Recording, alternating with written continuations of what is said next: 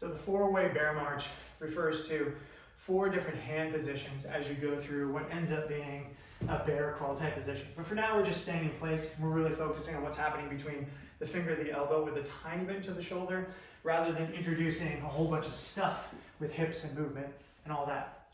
Really what I'm trying to do is get tension across all my fingertips through the elbow in some different angles. So my first one is gonna be fingertips straight out to the side. Very mellow. This is probably where most people are gonna default, so that's position number 1.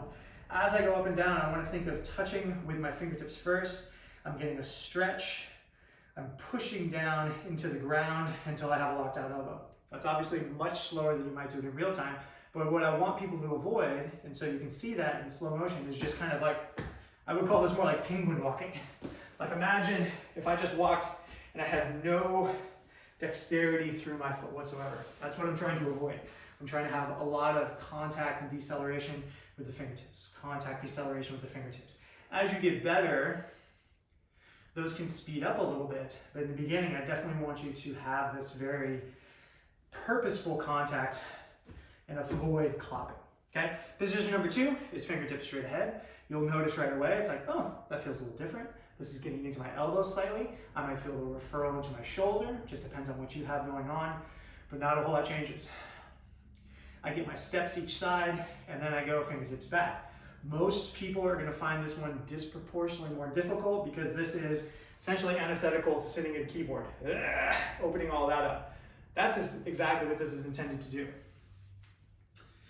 So I get my steps, you can see same thing, using my fingertips, decelerate, using my fingertips, decelerate to a flat hand, and then I go inside. And this one is, if anything, just a bit awkward. We don't spend a whole lot of time here, but again, I can feel this kind of hit a little interesting corner of my elbow. We're hitting as much of the 360 degrees of the shoulder, wrist, and elbow combinations as we can without getting super tedious and being like, okay, turn it an eighth of a turn, turn it an eighth of a turn. Basically getting 4 positions. As far as scaling goes, now I've had folks who, this is too much. Well, we can continue to go backwards until basically, I have no pressure on my hands. I can decide exactly how much is here and then walk it out in time. Whereas this is like, yes, I am fully concentrating my weight down into my hands. Now, let's say you didn't have knee bend, that'd be totally fine. You could go to the wall and you could, I'm gonna stand just to make sure this is in frame, you could do the same thing on the wall.